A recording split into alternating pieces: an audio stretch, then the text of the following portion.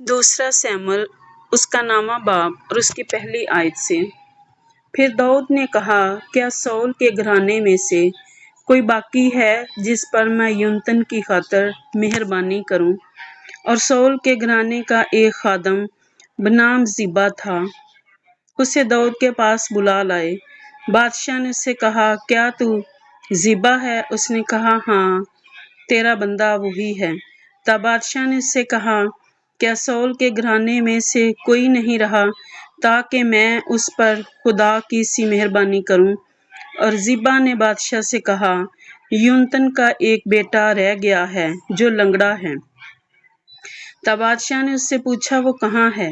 زیبا نے بادشاہ کو جواب دیا، دیکھ وہ لوت بار میں ایمیل کے بیٹے مکیر کے گھر میں ہے۔ سو داؤد بادشاہ نے لوگ بھیج کر لوت بار سے ایمیل کے بیٹے مکیر کے گھر سے اسے بلوا لیا۔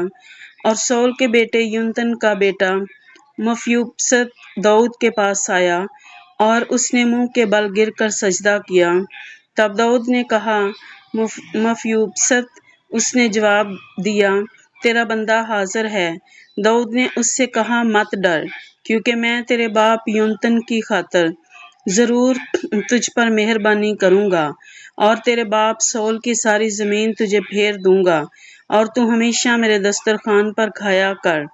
تب اس نے سجدہ کیا اور کہا کہ تیرا بندہ ہے کیا چیز جو مجھ جیسے مرے کتے پر نگاہ کرے؟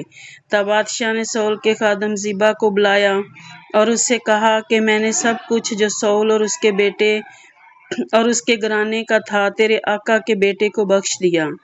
سو داؤد اپنے بیٹوں اور نوکروں سمیت زمین کو اس کی طرف سے جوت کر پیداوار کو لے آیا، تاکہ تیرا آقا کا بیٹا ہے اور میرے دسترخوان پر ہمیشہ کھانا کھائے گا۔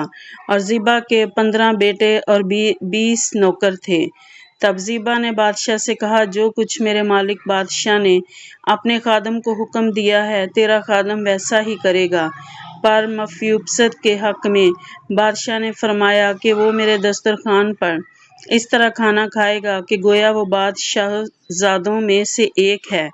اور مفیبوست کا ایک چھوٹا بیٹا تھا جس کا نام میکا تھا، اور جتنے زیبا کے گھر میں رہتے تھے وہ سب مفیبوست کے خادم تھے۔ سو مفیبوست یروشلم میں رہنے لگا، کیونکہ وہ ہمیشہ بادشاہ کے دسترخوان پر کھانا کھاتا تھا، اور وہ دونوں پاؤں سے لنگڑا تھا۔ آمین۔